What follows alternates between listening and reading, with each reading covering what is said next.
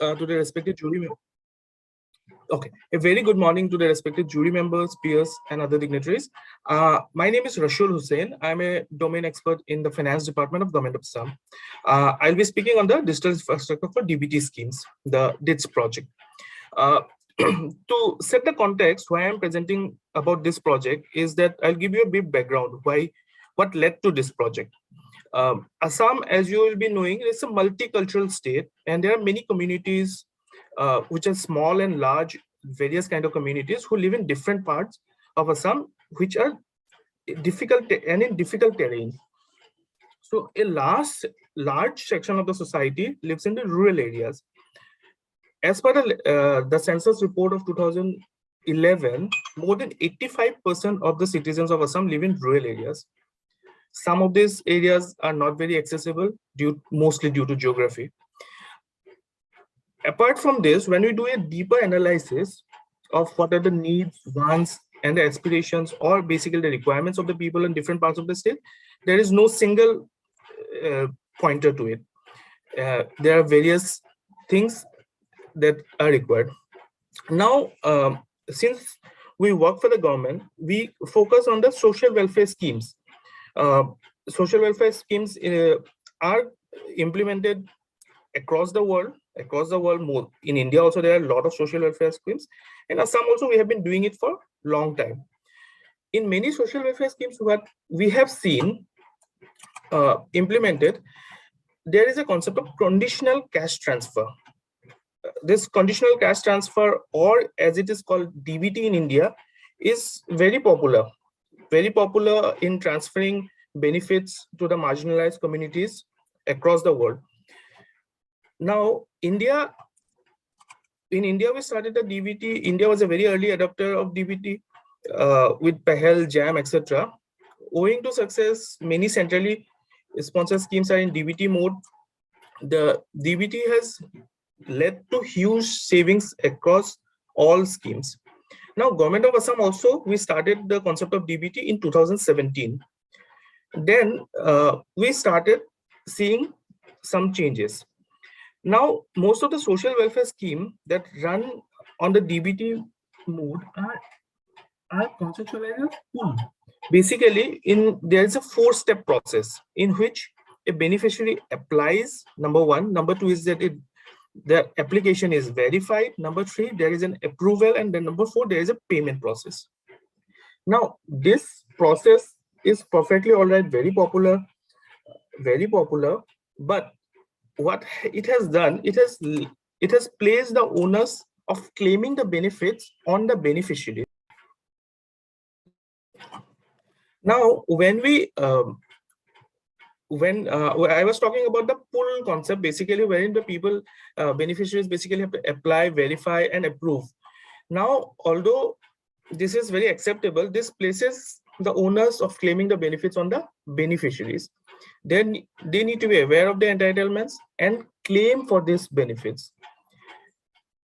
The issue was that since people were told to claim, or most of the people didn't know how to claim, or most of the people have been, or although we try a lot, they are somehow left out. Now, to tackle this situation, we wanted to remove the whole application process. Giving an example, I was earlier working with the implementation of a very popular scheme called Pradhan Mantri Awas Yojana Gramin. This is also a conditional transfer scheme wherein the people are given financial assistance to build pakka houses. Now, in this program, people were not told to apply for the scheme. Instead, there was already a database which not only checks the eligibility of the people, but also prioritizes them, because some criteria were already there in the existing databases. Now, personally, when we were visiting the field, we saw so many beneficiaries in the most remote part inside the village, remotest part of the villages, where they were so busy with their livelihood and daily activities that they didn't know whom to approach to apply for a certain thing. So we started this project. In this project, the DITS objective is that we aim to have a common IT platform across the state which supports intake, registration, and determination of potential eligibility for one or more schemes that runs by the state. Now, DBT, as you know, DBT is common. It's basically directed targeted beneficiaries. The benefits can be both cash in kind, and transfers can be electronic and authentication based. This gives us the platform's goal both citizens are benefited and the government is benefited. Citizens are benefited in the way that we are building awareness about the welfare of the scheme and its benefit. There is availability for the citizens for a unified view of the what they can easily discover what are the available scheme and for which they are eligible. We are doing about the complex documentation process. We'll take the documents only once, and it will be used for all the schemes. Then we hope to reduce the inclusion and the exclusion error that we are facing. From the government's perspective,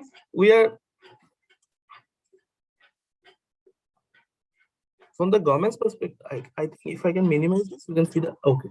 From the government's perspective, will reduce the startup time for any scheme and the cost creation of quick and easy means of identification and authentication. Will keep it track of the beneficiaries in the case of migration or their geographic location change for seamless and continuation of the benefits. Effective monitoring of the implementation of the scheme with the benefits reaching to the benefits at the right time and eliminating the unnecessary and repeated data collection. Now, when we talk about the services, basically it has a concept of a social registry. The registry creation and profiling of the beneficiaries we are doing. There is the concept of scheme discovery, wherein each of the citizen who logs into the system will be shown what they are eligible for which scheme across the departments. There is validation and verification. There's a fund disbursement module inside it, which is integrated with the PFMS and the treasuries, etc. We do all kind of monitoring and analytics, and then there is a data exchange framework. Architecture is mainly it's built and the support of digital infrastructure. We have a beneficiary registry, we have a scheme registry, and entire scope of the platform, if we see, we have separate modules, components, and there are a lot of integrations. The modules are mainly master data management, scheme management, beneficiary management, budget allocation, fund management, grievance module. There's an MIS, there's a mobile app, and there's reports and data. We have some components of form builder. There's a composite application form, query builder, survey generation, workflow, data exchange, scheme analysis, the seeding and Aadhaar vaulting, etc. And do you have an integration with eSign, DigiLocker, PFMS, IFMIS, the DBT portal of Government of India, Aadhaar ecosystem, other departments of the state, and then there's the Umang platform. Implementation, we have divided into 4 phases. Basically, requirement gathering and consulting was there. Then we developed the components and the registries. Then we are now consolidating and grouping. Then we consolidate and group and bundling of all the microservices. It's a microservice based architecture, and then there is operation maintenance, etc. for 2 years. Then we'll see how do we progress further. This is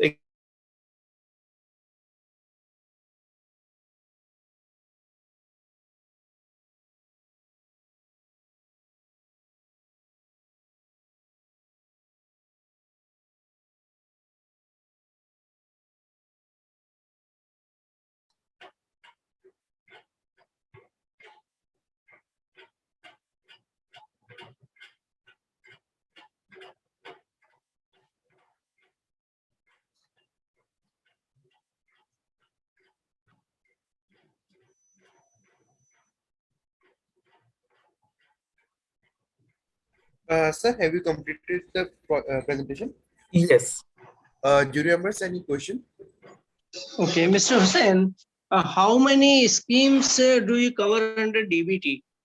At present, we in the entire state we have 14 schemes of state government. There are other schemes of the central government. In some central government schemes, it's mandated to have their central government's MIS, but all the other schemes we want to bring in here. Currently, we are operating 2 schemes in the system. Okay, and how periodically do you update your database for covering more and more upcoming people? Um, Actually, what we have done is there is no defined period as such. Recently, we had something called a Arunodaya month. I'll give you a brief background why it's Arunodaya month. Arunodaya is basically a scheme. It's a very popular scheme. It's the largest DBT scheme of the state government of Assam. In the Arunodaya month, we went house to house to verify each of the beneficiary regarding their eligibility and etc. Because when the data was collected and 2 years back and now, there might have been a lot of changes. In this, we collected a lot of other data also, which were required for this platform. In fact, it is essential to update them regularly because Correct. these poor people are not very much aware about the government schemes. Correct. Sometimes they hesitate to even to enter the office of a government officer. So the government has to be proactive for their inclusion in this scheme. Thank you, please. Got it. Yes, sir, you're absolutely right. We are trying to do that only, sir. Thank you, please. Mr. Hussain, just elaborate on how there are several schemes available in the state to disburse subsidy. Correct, sir. So, how your system is going to capture that there is no duplication of subsidy? Correct, sir. There are two things, sir, basically. One is at the data level, the other thing is that I'll come back to the other one later.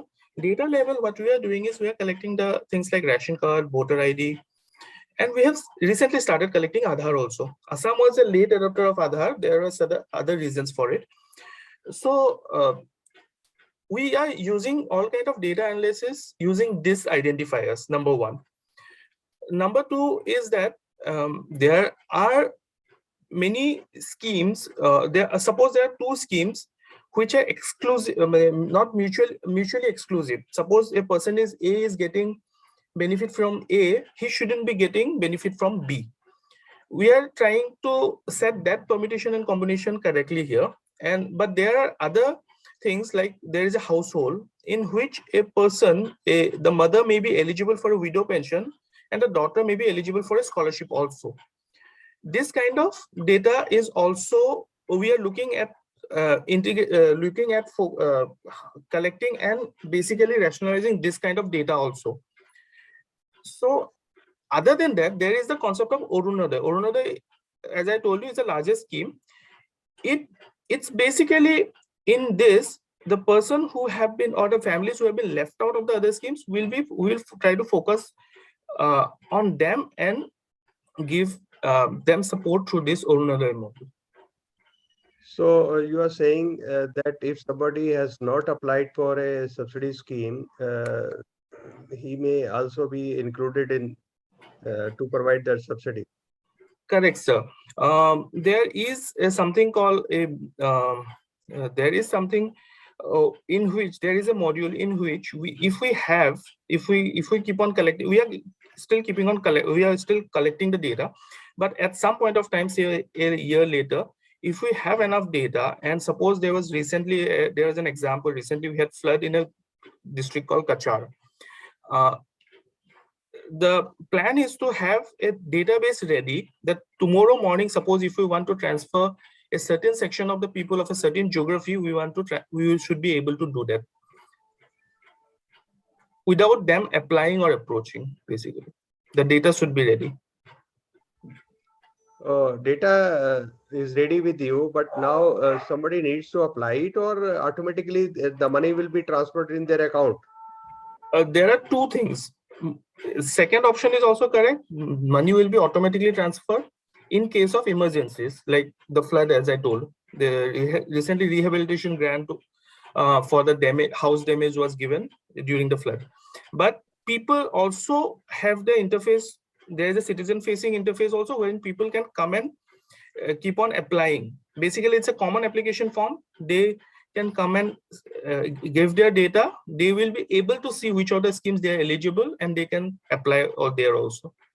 for the normal schemes, basically, which are running in the normal time.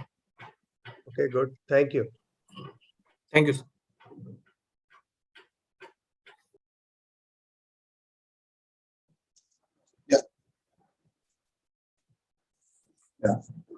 We are from Kerala Trustee.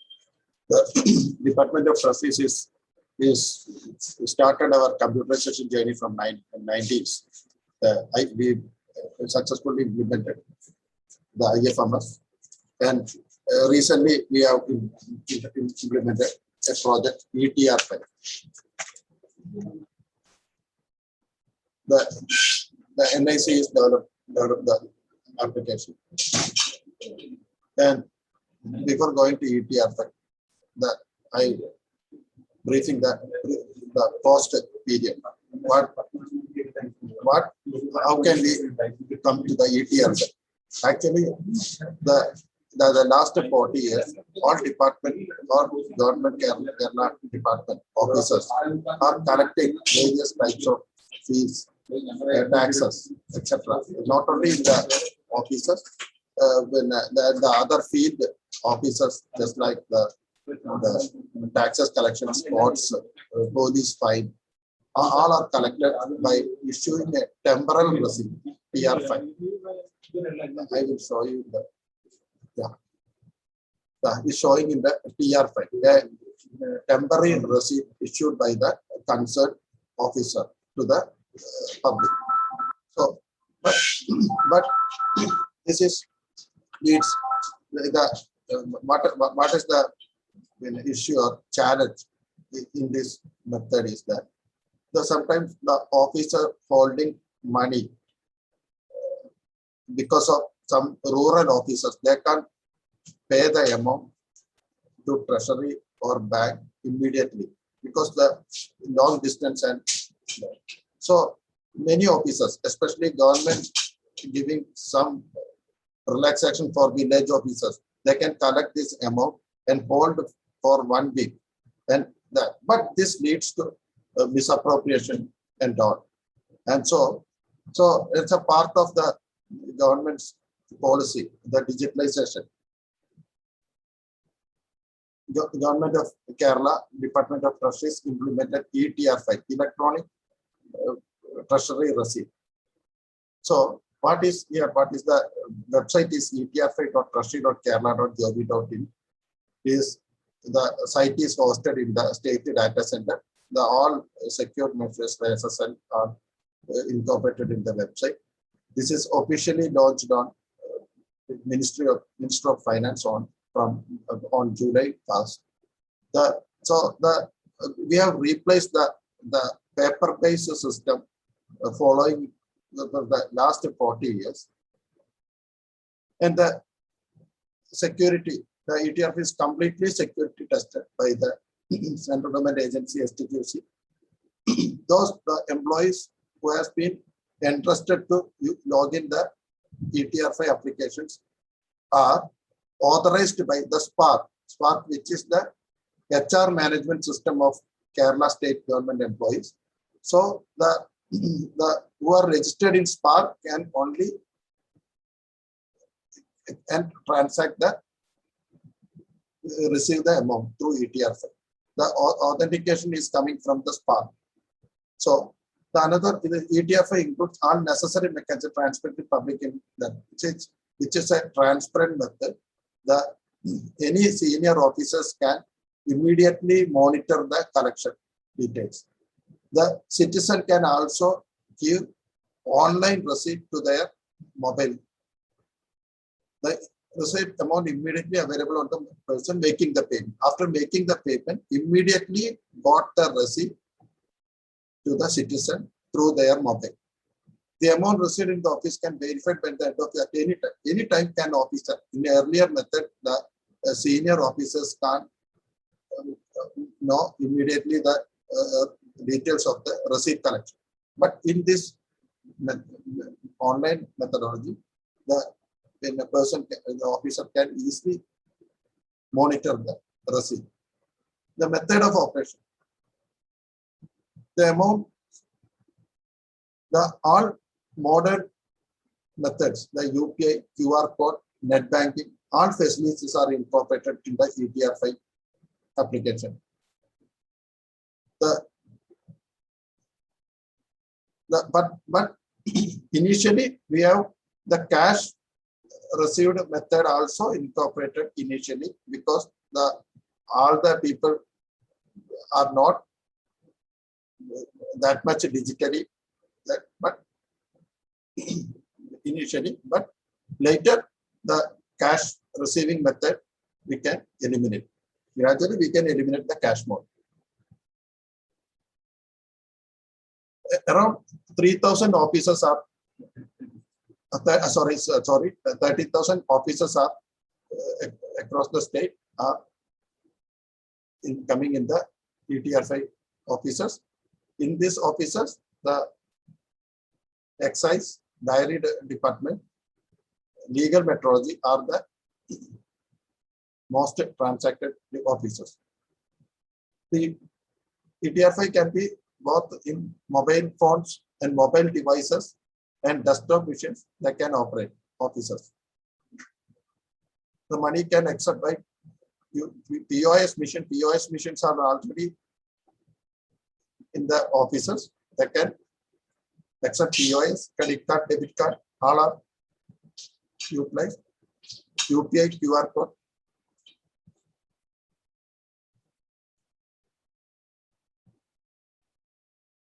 And another important thing is that if suppose one person is remitted money by cash, that also be converted to electronic transaction by the office itself, because the amount is collected manually of the office. They by using the ETR5 login, they can convert to the electronic transaction, and the consolidated amount that they remitted to the same day itself to the treasury or bank. So each and every day, government can monitor the receipt amount, and the reconciliation is also possible simultaneously.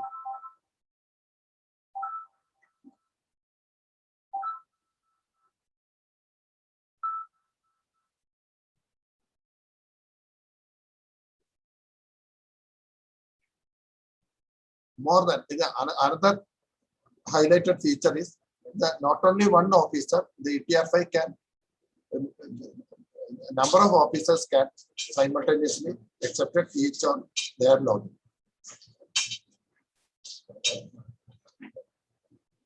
The officers can remit the daily collection generated pay-in slip nearest the government treasury branch that is selected during pay-in slip generation.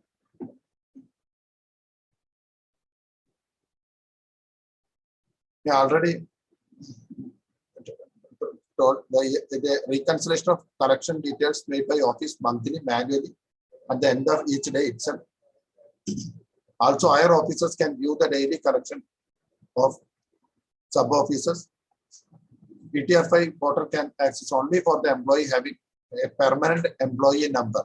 Those have a permanent ID only can operate the application. Initially, we have challenges of the capacity that we can solve by selecting some master trainers of each and every department. The treasury give an online training to all master trainers, and also we have trained the treasury staff also. So regular training are given to users on training centers. After introducing these methods, the misappropriation fund is totally eliminated. Earlier, many misappropriation cases are under the vigilance department because of the misappropriation of money.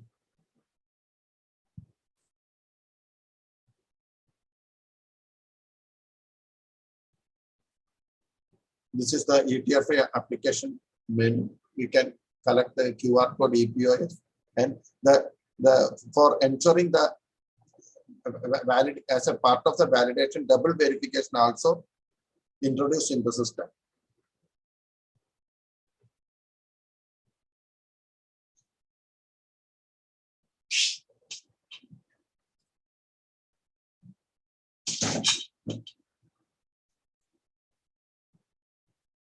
This is the challan generated. A GRN number is also a KL00, the party name, challan date, and all things are in the.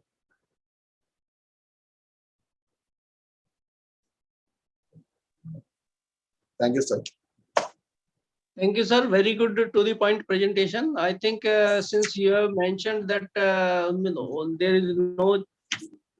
there are no chance of misappropriation of funds, then it is a very good project. Thank you, please. I have no specific question to ask. Thank you, sir. Good presentation. No specific question to ask. Okay, sir.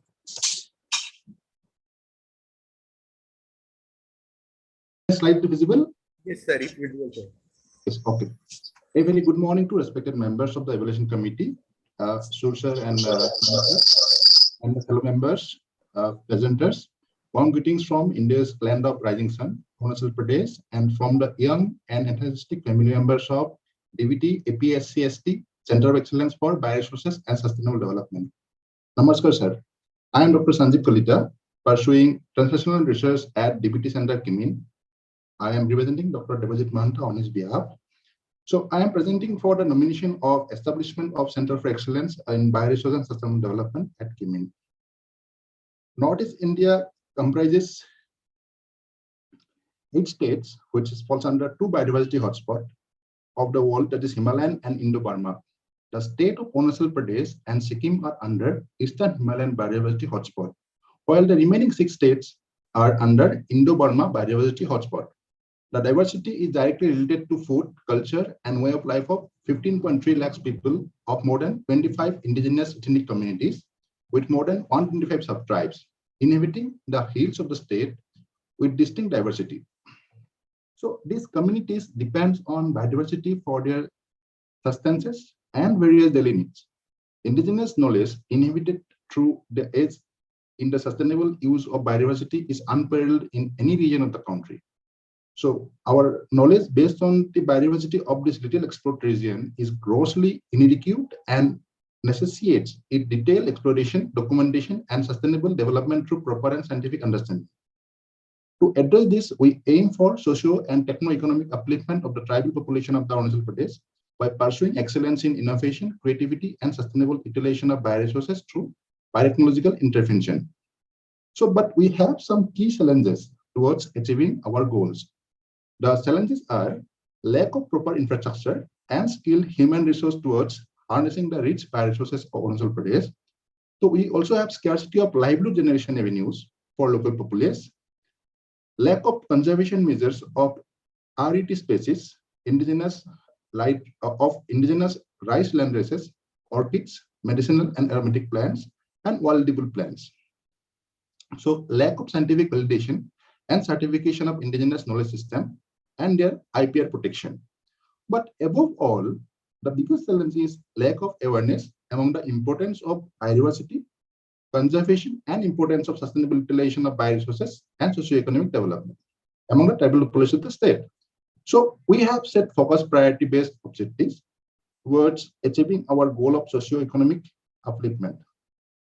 The objectives are as follows: to set up a state-of-the-art biotechnology research facilities at Arunachal Pradesh, an establishment of state-of-the-art orchidarium in the main center at Kimin, which is our local, where the center is located, for conservation and multiplication of priority orchid species, along with establishing satellite units in selected villages with a view to promote orchid-based entrepreneurship in rural areas of Arunachal Pradesh, establishment of banana fiber processing units in selected districts of Arunachal Pradesh, in collaboration with leading institutions from South India, establishment of aroma units for promotion of cultivation of aromatic crops and entrepreneurship development, to establish first of its kind rural appropriate technology demonstration center, which is called RTDC at Arunachal Pradesh, which is first of its kind, and to undertake capacity building in bioresources, conservation, development, and utilization, to improve the socioeconomic status by development technological packages and collaborating with biotechnology industries for IP and knowledge transfer, and to create a niche market for the bioresources products and plants. So the first four objectives aim for direct societal benefits to the creation of beneficiaries in selected districts of Arunachal Pradesh, and then expand the avenues to all districts through awareness and overall training on technological packages and livelihood generation entrepreneurship development aspects. Our center is actively pursuing R&D programs, job-oriented training, and promote scientific and industrial collaboration, which I'll explain in detail in upcoming slides. So, in a very short span of time, in 4 years, our center has developed an R&D laboratory building having an area of 3,108 square meter. With state-of-the-art laboratory facilities, the center has also developed major facilities like an automated greenhouse, state-of-the-art auditorium, aroma processing and QA/QC facility, cold chambers, seed lamination and plant growth chambers, plant harness facility, imaging and digital herbarium facility, tissue culture facility, semi-commercial pulping and juicing facility, bioreactors for biofertilizers production, etc. So coming to the first major verticals which we are working now in our center, it's about orchid. And India import 80% orchid from Thailand, 15% from Netherlands, and negligible amount from New Zealand and China. So Arunachal Pradesh is already known as the orchid paradise of India because of its maximum concentration of orchid species, about 40% of the country in the state. So in spite of this rare eco-geoclimatic suitability for orchid cultivation, till date Arunachal Pradesh failed to contribute towards orchid market demand of the country. To meet up the market demand, as well as converting India from a exporting country, we have taken active initiative for establishment of state-of-the-art orchidarium in the main center at Kimin for conservation and multiplication of priority orchid species, along with establishing satellite units at selected villages. So we have selected Namsai, Pasighat, and Papumpare, and other 4 villages in 5 different districts of the state to promote orchid-based entrepreneurship and rural areas in Arunachal Pradesh. So we have also conserved important commercial orchids, which includes different varieties of dendrobium, cymbidium, phalaenopsis, etc. So construction of second and third set of orchidarium are in progress in Tawang and in Namsai district. You can also see the other achievements in the slides.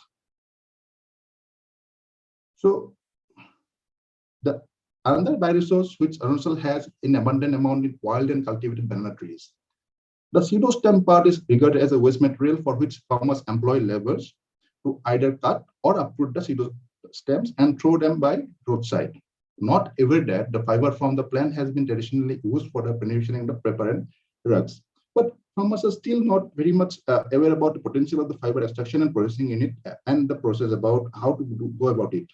So banana fiber has a massive scope as it is not only about making crops, handicrafts or something, but much more from smart advanced textiles to functional composite materials, fertilizers to seeds. So the possibilities are endless.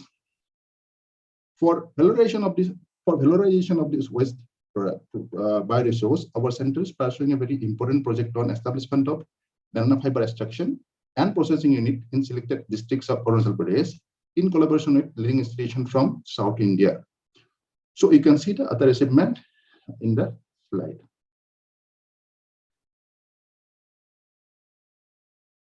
Quite a good number of particles, major particles who are working on medicinal plants or aromatic plants. So quite a good numbers of endemic, rare, and high-value aromatic plants are available in Arunachal Pradesh, which is quite neglected till now, which grows very widely.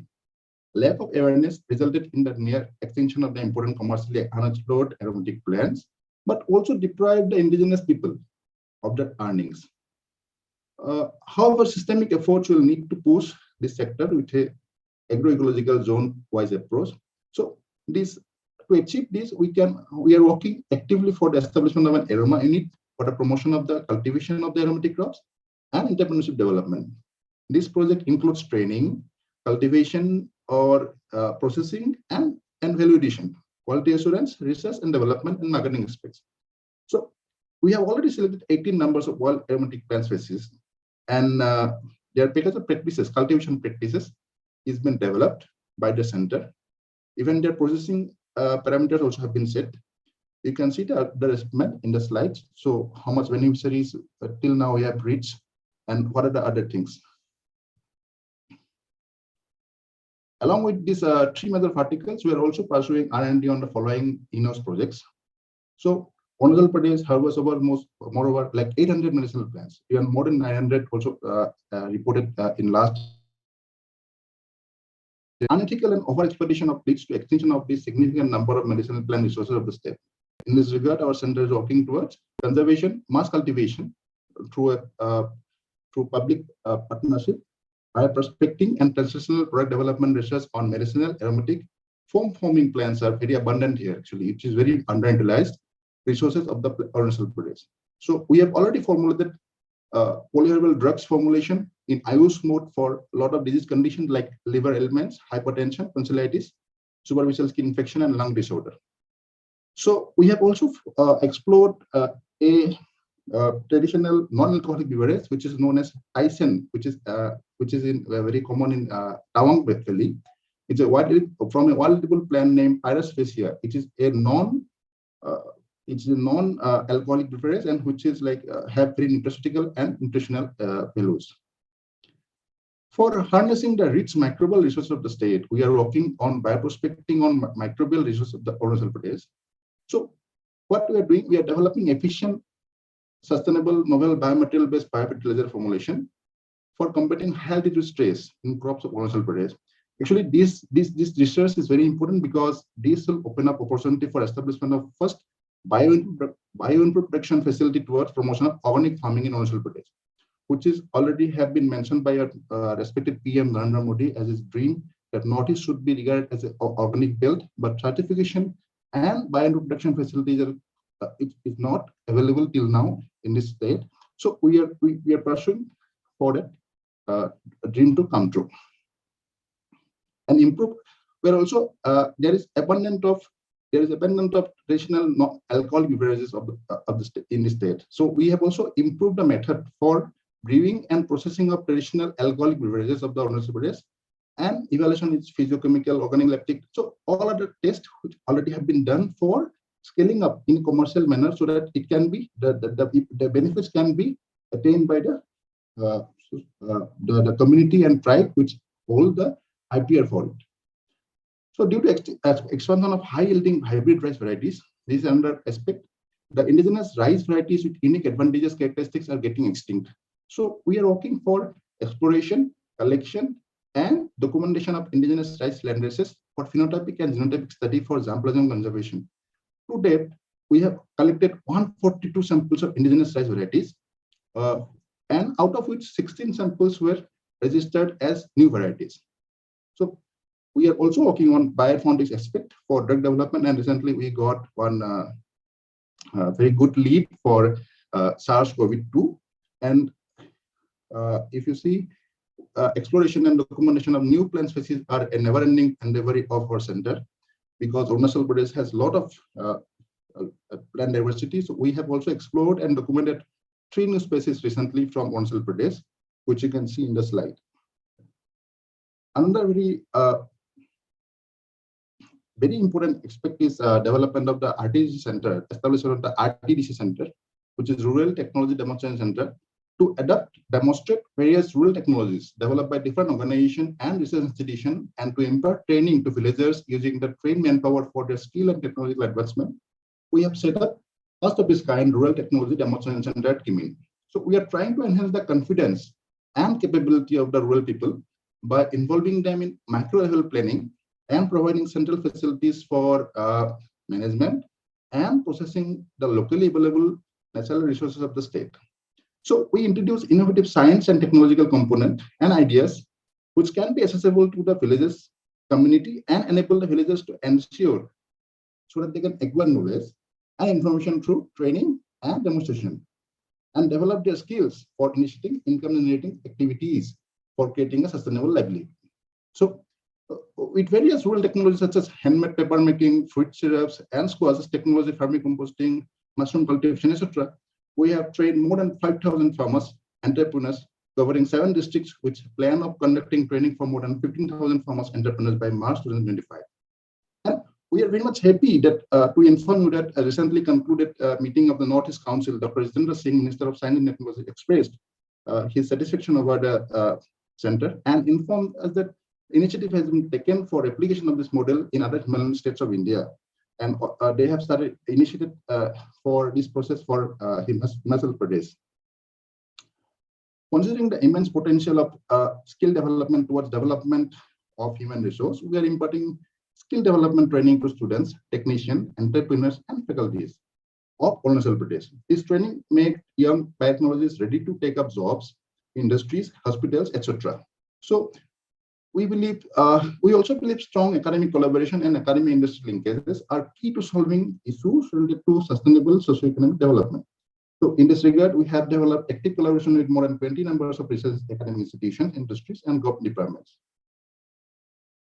And dissemination of technological knowledge, which we have gone through our R&D programs. We also encourage publishing journals publication, and which is one of the top priorities of the center. And we are publishing good quality research papers.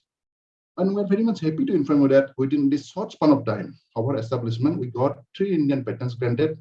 We also ensured the protection of community-based patent rights of traditional knowledge of communities and share the benefits with the community. What are sustainable relation the same? With this, I would like to offer my thanks to all the SKOCH Nomination Evaluation Committee members for providing us the opportunity to showcase our efforts towards sustainable development of the tribal communities of the state of Arunachal Pradesh. I also thank my fellow presenter for their patient hearing. Thank you, sir. Have a good day.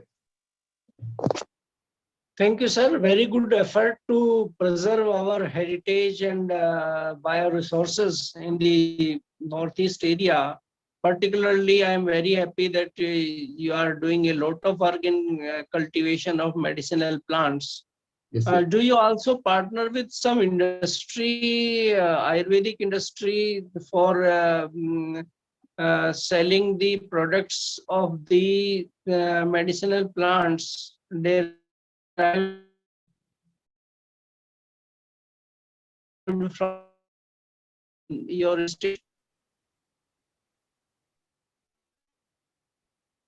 So, first part I got here. Second part maybe due to technical difficulty I could not hear. But for kind information, sir, we have already established industry linkage with Patanjali and Dabur, because both of them have a industrial park in Assam, nearby by 400 kilometers far from us. And so they have already agreed to procure certified quality materials, herbal materials from us. And they have also agreed to supply some of very good quality planting materials, which have higher yield of some specific compounds.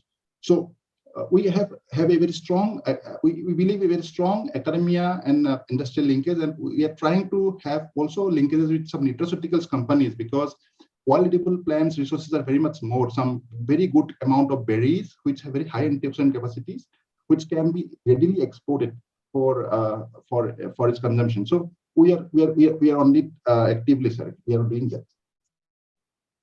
Thank you, sir. Thank you, please. Sir, really, the efforts are worth appreciating, but we should take up all these activities on an international level. So, yes, sir. Try to establish a network with international agencies as well, so that whatever products are being grown in your state, they may reach to international level. Yeah, so sorry, on this regard, I'd like to add that we have established one linkage with Japan government. Recently, Japan Consul General, he have visited our center, and then they have agreed to take our product, like one is like a lemon. So that lemon, which is grown here, local lemon and local oranges, which are there, is very much famous and very much different than good quality of other things. So we have done this verification on some certification part and organ certification part, and also we have tried to export that wine, is kiwi wine, which is very much famous here and which is not at all there outside. So the main point is, like, we have organic certification, and honestly, if we are looking at a ground level, so we come to know these people are not at all using any pesticide or any type of fertilizer. Said they don't want to use it. So by using that specific quality organic certification, we are getting a good amount of responses from the abroad and other countries. So we are also in talk with UK and other countries where we can definitely have an export potential in maybe by next 1 or 2 years. So are you doing anything regarding capacity building of marketing by farmers or whosoever is doing some value addition so that they can sell their products competitively in international market? Sure. So actually, our department is working with Government of Arunachal Pradesh, and they have one agency for this marketing part in capacity building for marketing. They, by using their effort and by using Government of India's DBT, Department of Biotechnology, and BST help, so they have agreed us and they have shown us part to mostly establish collaboration with other bigger industries, which they can definitely market it, but by acknowledging our farmers, local farmers effort in their products. So mostly we are trying to have a bigger platform by using the platform of already established bigger companies. Okay, good. Thank you. Thank you, sir.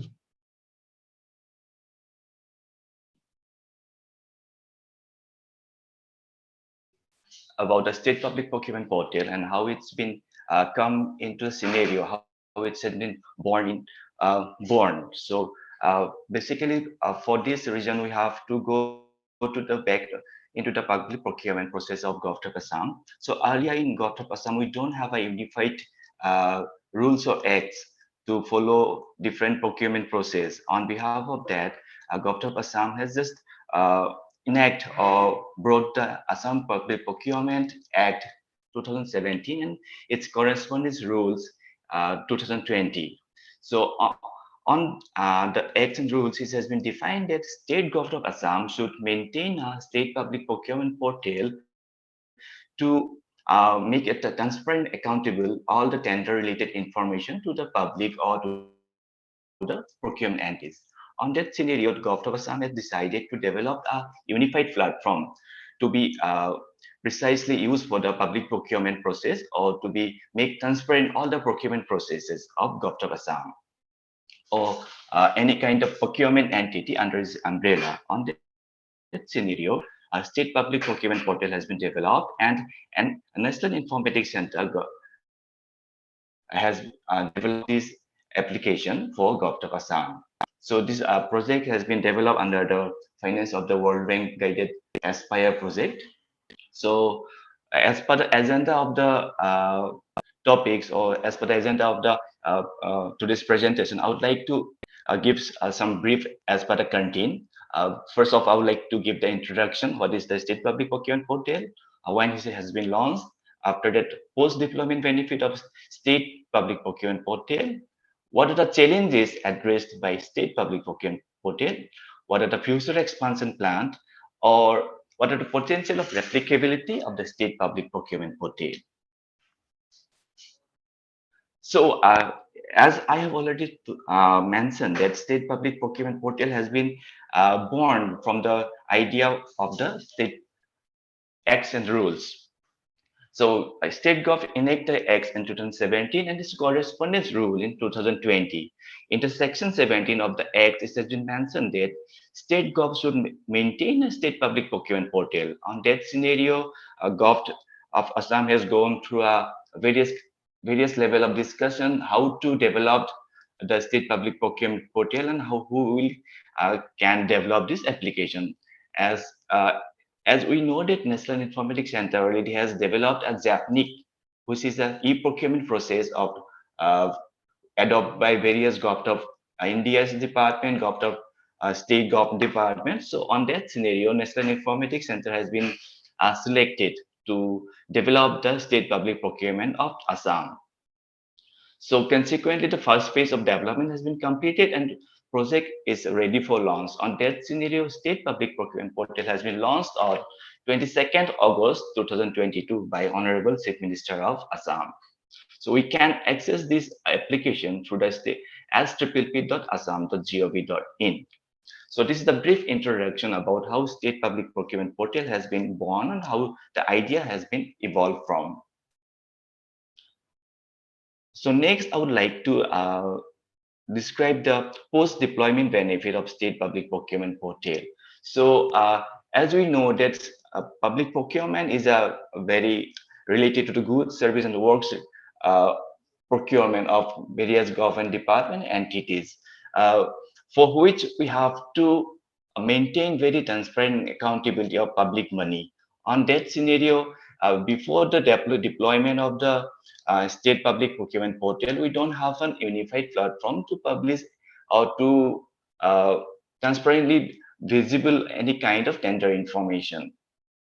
Now, this portal is a accountability related to transparency, so that we can figure out we can view, all the procurement entities can view the different tender information in the single platform. Along with that, this earlier for the offline tender, so Government of Assam has make a mandate that above 25 lakhs of threshold limit, every tender should be on the e-procurement process. But below the 25 lakhs of threshold limit, we don't have a unified platform to capture the offline tender details. On that scenario, the transparency and accountability may be compromised. So on that scenario, we have the state public procurement portal where now the department can publish their offline tender. So we have notified a notification for mandatory use of SPP or State Public Procurement Portal by any kind of Government of Assam procurement entities. On that scenario, all the tenders information can be accessed in the single platform. Along with that is provide a single door access to all the procurement related information at one place. So earlier we have a different kind of web application, like the GEM portal is there, like the Zaptic portal for which, through which the Government of Assam doing the e-procurement processes, and different department website where they have published their offline tenders.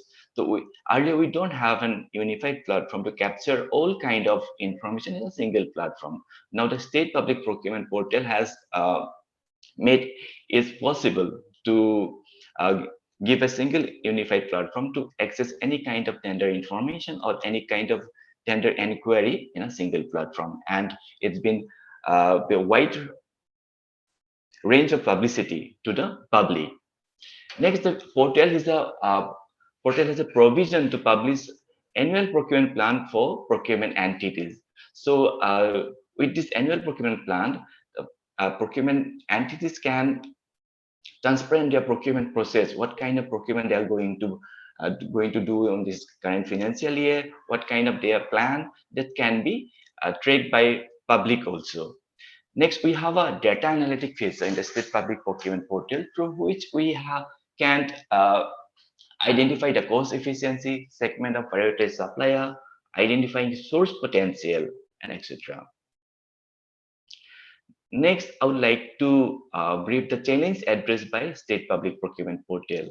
So before the State Public Procurement Portal, we don't have a unified platform so that any kind of citizen, bidder, or procurement entity has to visit different portal to inquire about uh, tender information or for any kind of public procurement related office order notification or guideline. On that scenario, now the state public procurement portal has made it possible to be uh, available any kind of tender information in a single platform. So offline bids now can be published through this portal, and any kind of tender information, office order notification manual, which can be published through this portal. Along with that, Government of Assam has notified a different standard bidding document time to time, procurement related notification time to time, which can be floated in the single platform and can be accessed by any person or any procurement entity or citizen from anywhere. So we have a unified platform which is not available in earlier cases. Along with that, this portal now can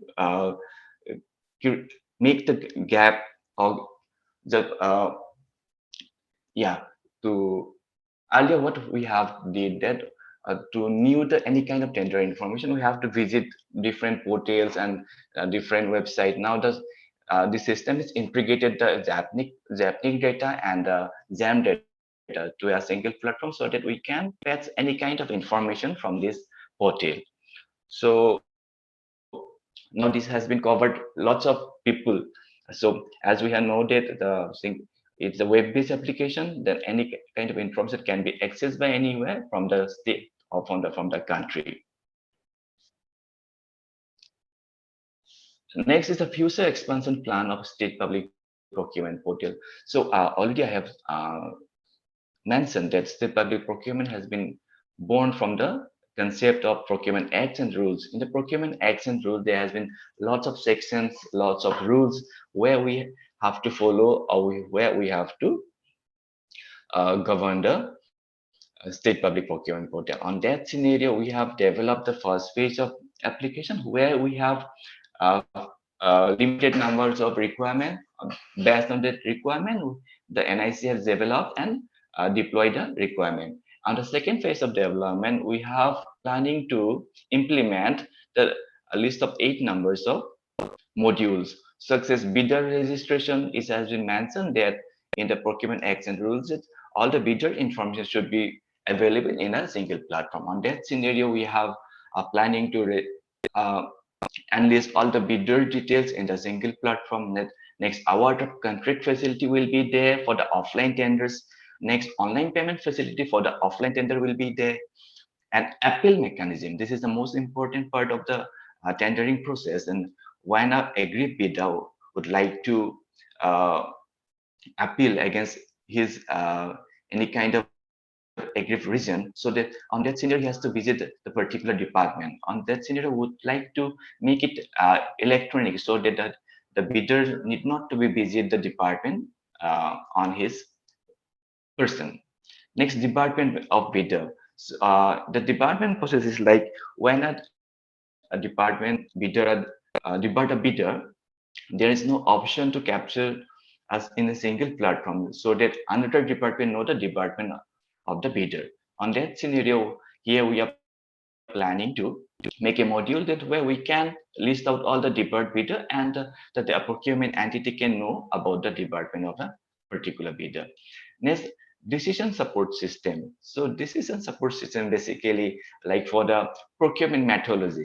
So here for procurement methodology, if we speak, then maybe a single source, maybe a Swiss challenge, this kind of procurement methodology has been described or mentioned in the procurement actions rules.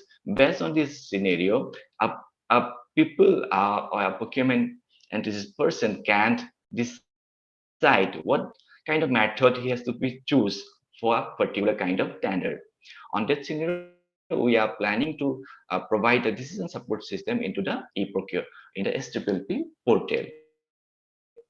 Along with e-register, there are lots of register into the public procurement processes. On that scenario, department user are using physical register to maintain the procurement related information. So we are trying to make it an online platform for the e-register. So the few data has to be populated based on the tender carry out on the previous part. So this is a plan of action which need to be incorporated in the future scope. And the state public facility cell.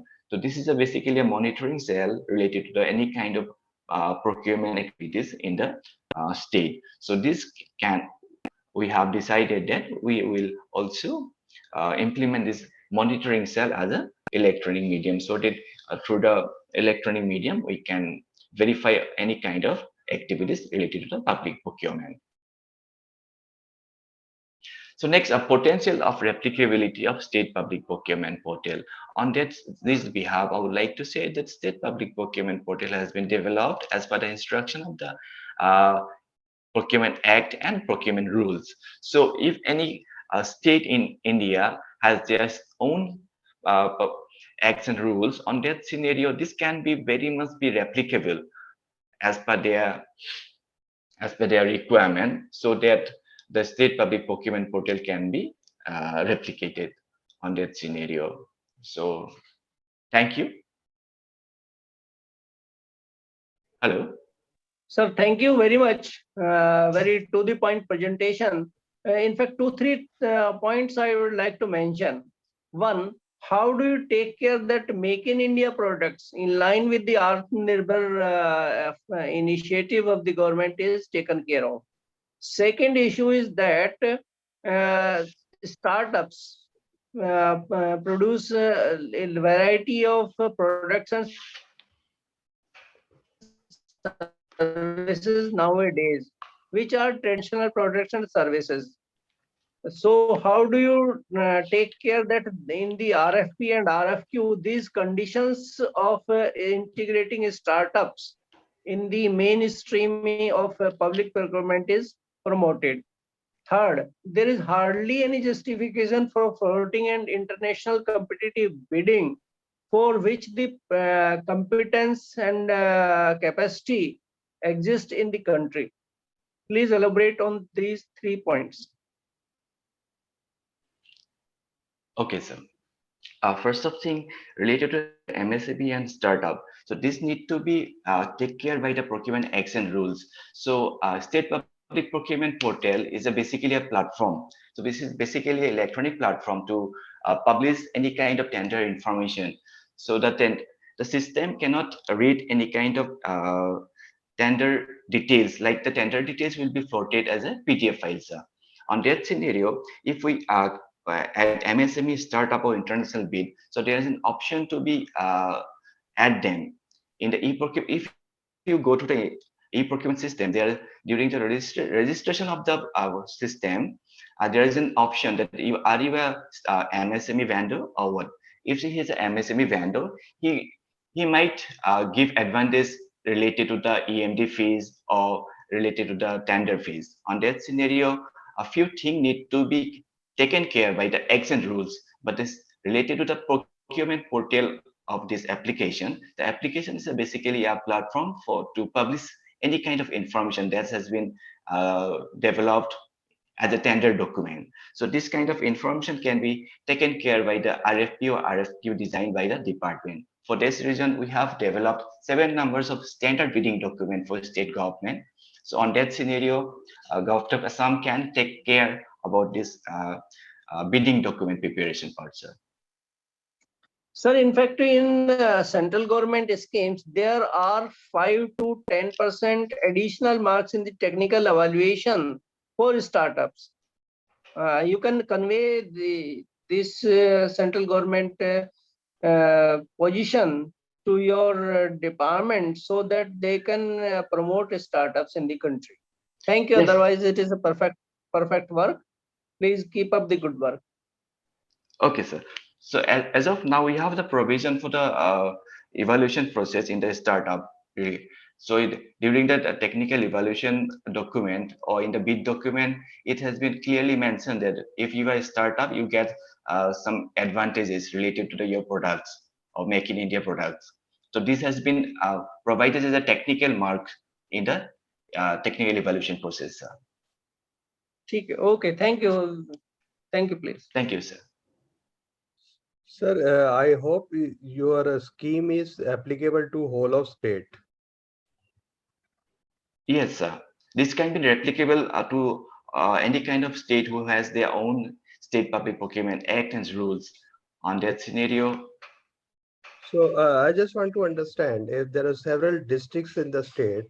So if something is being procured, some service is being procured by public utility at X price, so will other districts officers will also be able to know that through this portal that particular service has been awarded on X price. So is that mechanism is there so that they can have balance view that the parties should not quote too high or too low? yes, sir. So we are as we have already said that the STPP portal and is developed on the phase-wise mode. So related to this is a part of the data analytics and the reporting part, sir. On that scenario, we are planning so that every department or every procurement entity can know who has been awarded at what price. If suppose I have already told that we have a decision support system uh, to be implemented the second phase. During the decision support system, suppose I want to like to procure a computer, and I have said that this kind of system I would like to procure. On that scenario, the system will display all the list of awarded bidder related to that tender. So this will be on the next scope, sir. Okay, thank you very much.